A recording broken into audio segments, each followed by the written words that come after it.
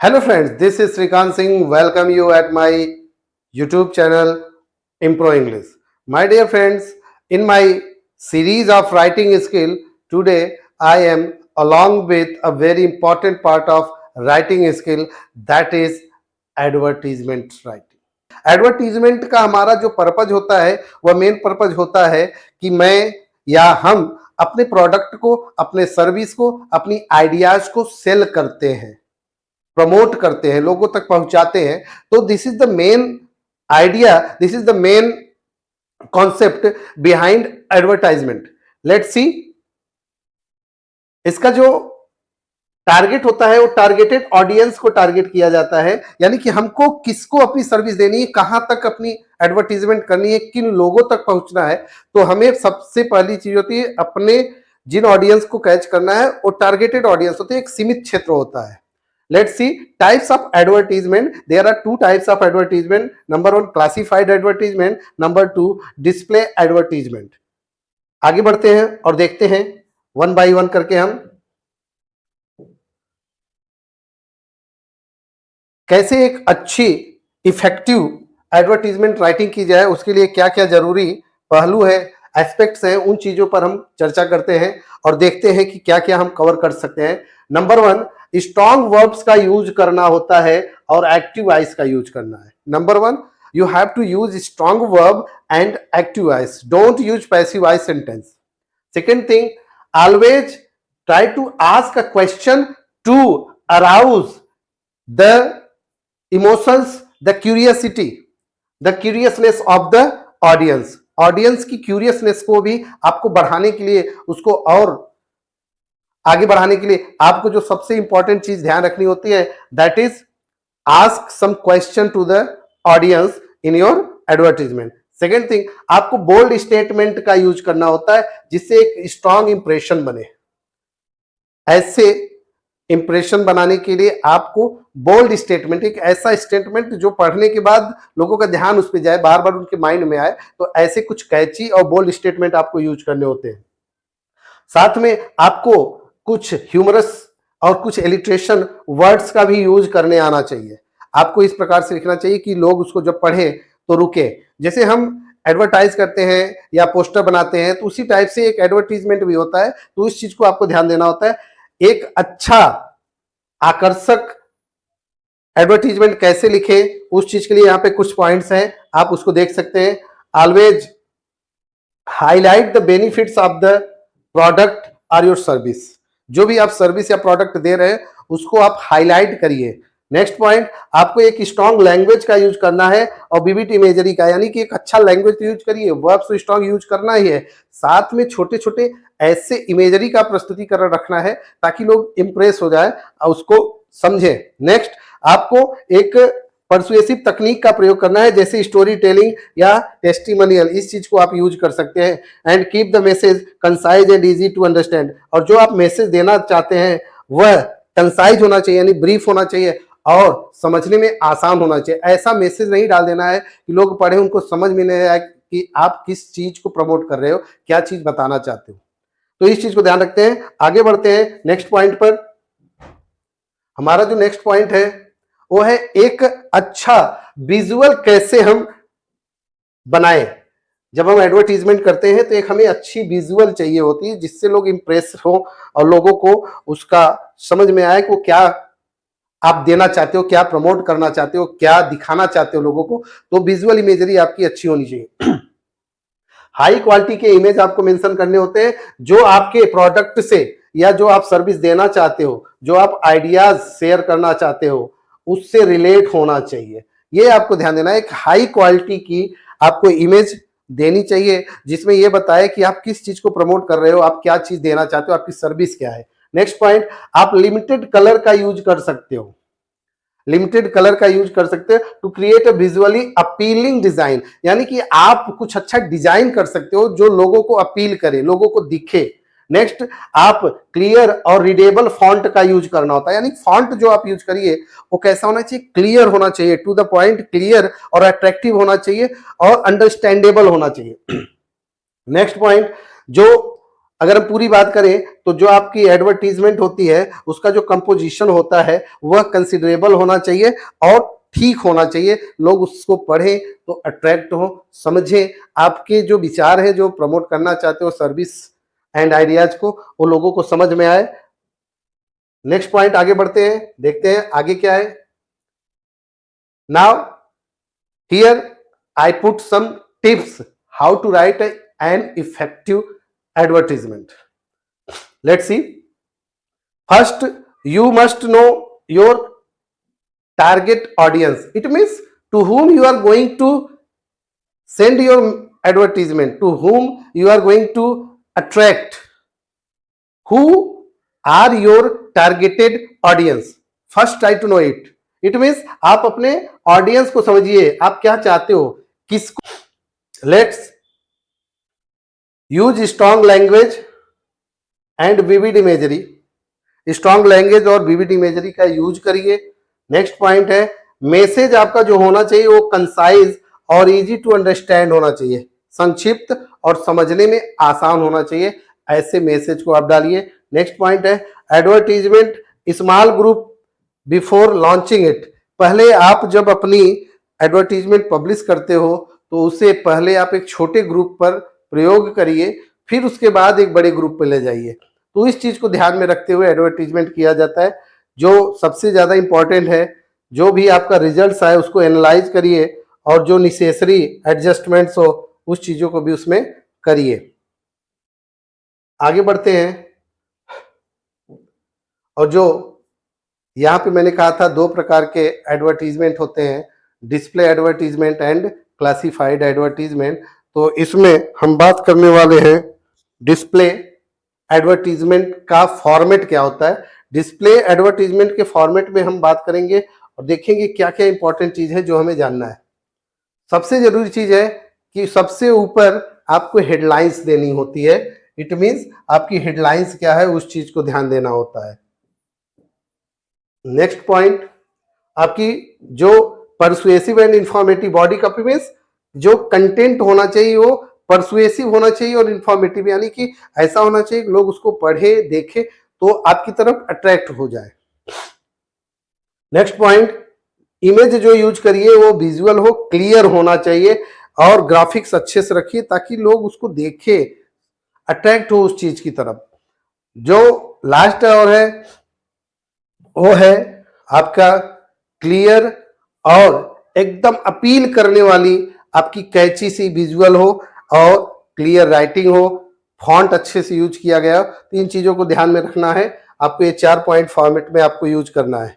Let's see something more.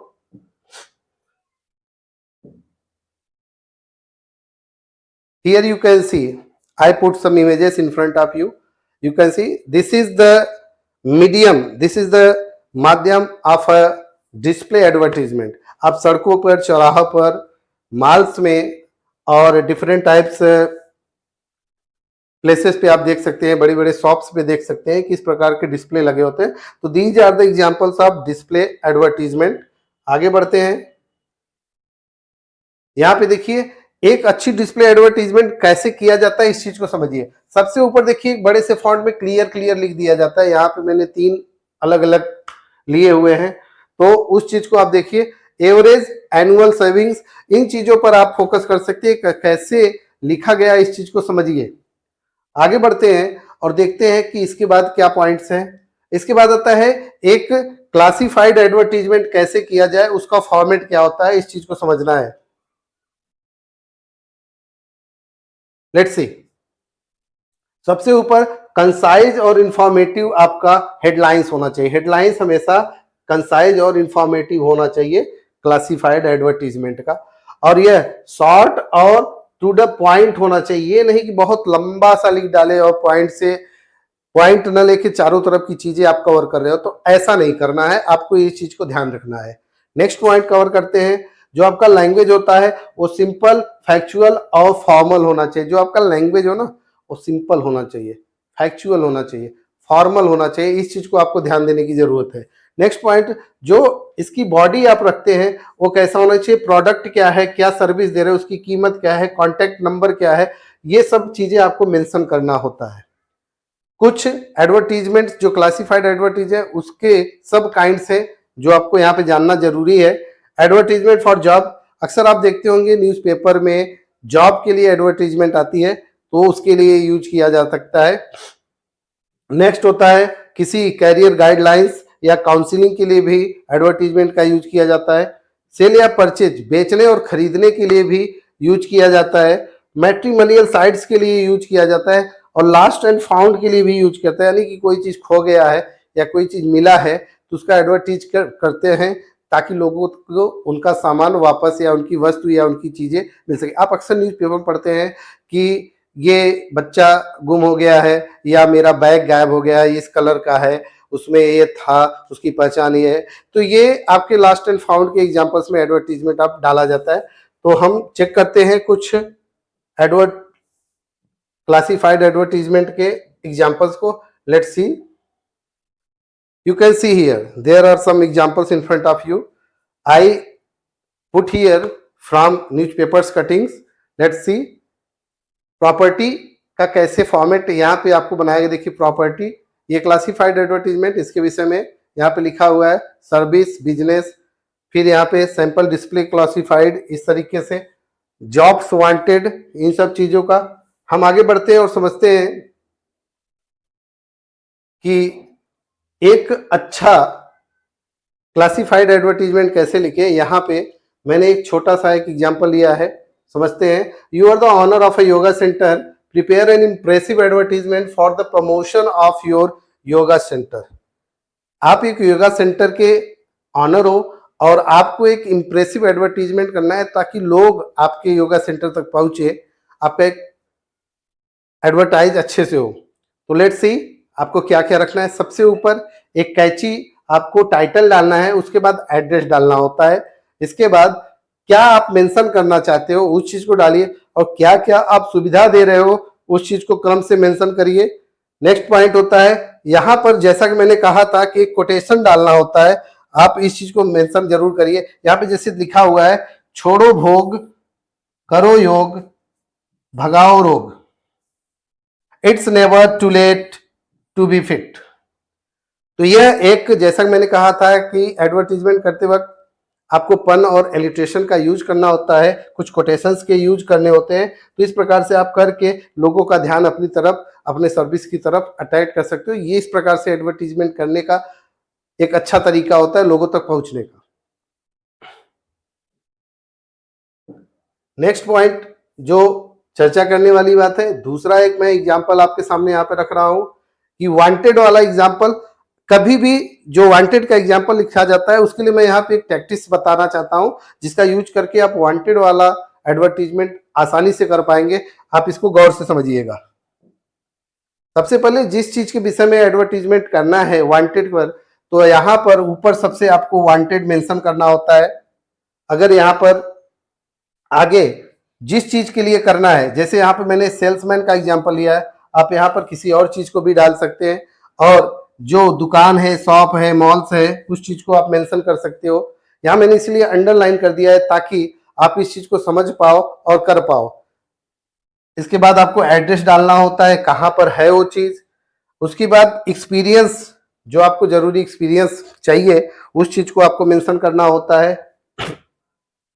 और apply to post box number, यानी कि आपको प्लेस को मेंशन कर देना होता है कि कहाँ पर ये जॉब है, कहाँ पर किस काम के लिए कितना एक्सपीरियंस चाहिए, क्रम से आप मेंशन कर सकते हो। यहाँ पे मैंने सेल्समैन लिया, आप कुछ भी प्रोफेशन ले सकते हैं। और यहाँ पे मैंने एक प्लेस के रूप में लिया, आप कुछ भी, सपोज करिए आपको किसी चीज के नेटवर्क मार्केटर में आप जॉब करते हैं तो उससे रिलेटेड आप वहां पे रख सकते हैं।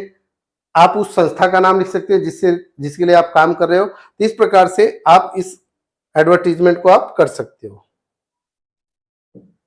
नेक्स्ट, ये जो लॉस्ट एंड फाउंड का चैप्टर होता है स्पेशली एडवर्टीज में, ये बहुत इंपॉर्टेंट होता है, ये पूछा जाता है अक्सर, तो इस चीज को समझ लेते हैं। You have lost your pet dog, right N advertisement for the classified column of a local daily giving all necessary details. यानी कि आपके पास एक कुत्ता है जो खो गया है, उसके विषय में आपको जो लोकल आपका डेली यानी कि न्यूज़पेपर है उसमें आपको एडवर्टीजमेंट देना है कि कोई पाया हो तो आपको वापस कर सके। तो सबसे ऊपर आपको जो जरूरी चीज जानना है इसमें, वो सबसे इंपॉर्टेंट चीज है कि सबसे ऊपर आपको लॉस्ट एंड फाउंड ये मेंशन कर देना होता है विदाउट फेल। इसके बाद जब यहां से आप लिखना शुरू करेंगे तो यहां सबसे ऊपर आप लॉस्ट लिखेंगे, क्या लॉस्ट हुआ है उस चीज को मेंशन करेंगे, ये आपको ध्यान रखने की जरूरत है। क्या लॉस्ट किया गया है उस चीज को जरूर मेंशन करिए, ताकि लोगों को समझ में आए क्या चीज को आप बताना चाहते हैं, किसके लिए एडवर्टीजमेंट। उसके बाद उसकी एज दी गई हो तो एज को मेंशन करिए, अगर कोई व्यक्ति या एनिमल या कुछ भी है उसका एज मेंशन करिए। अगर कलर दिया है तो कलर मेंशन करिए। तो और कुछ क्वालिटी है, जैसे यहाँ पे एक डॉग है तो उसका लॉन्ग फर है उसको मेंशन किया गया, उसकी आंखें ब्राउन है उस चीज को मेंशन किया गया।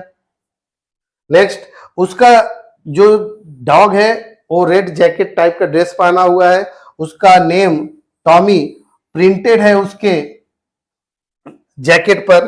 तो ऐसे इस चीजों को आपको ध्यान में रखना होता है पॉइंट करते वक्त। और कितने दिन से मिस आपका गायब हुआ मिसिंग है उस चीज को आपको मेंशन करेंगे, और कहां पर मिसिंग हुआ था उस चीज को जरूर आप लिख देंगे। अब इसके बाद यहां से शुरू होता है रिक्वेस्ट। अभी तो आपने उस चीज को डिटेल्स दिया कि कौन चीज खोया हुआ है। सपोज करिए अगर यही आप पाए हो तो इस लॉस्ट के स्थान पर आप यहाँ पे फाउंड लिख दोगे। इस चीज को ध्यान रखिए, ये दोनों में काम करता है। अगर लॉस्ट है तो लॉस्ट लिखेंगे, फाउंड है तो फाउंड लिखेंगे। जब आप फाउंड लिखेंगे तो यही चीज मेंशन करेंगे, आपको वो लोकेशन हर एक चीज मेंशन करना, इससे सामने वाले को पता चल जाएगा कि आपने इस प्लेस पर इस चीज को पाया, ऐसे ऐसे इस पे है। इस चीज को ध्यान रखिए। इसके बाद आप आगे मेंशन करेंगे, ये लाइन आपको परफेक्टली वैसे ही लिख देना होता है। इस चीज को समझिए, anyone who finds it kindly contact. यहाँ पे मैंने एक नाम लिखा है, जो भी नाम आपके पेपर में दिया हो उस नाम को आप मेंशन कर सकते हैं यहाँ पे। इस चीज को ध्यान रखिएगा, जो भी नाम दिया हो आप उस नेम को वहां पे मेंशन कर सकते हैं। नेक्स्ट पॉइंट, एड्रेस डालेंगे जो एड्रेस पेपर में दिया होगा।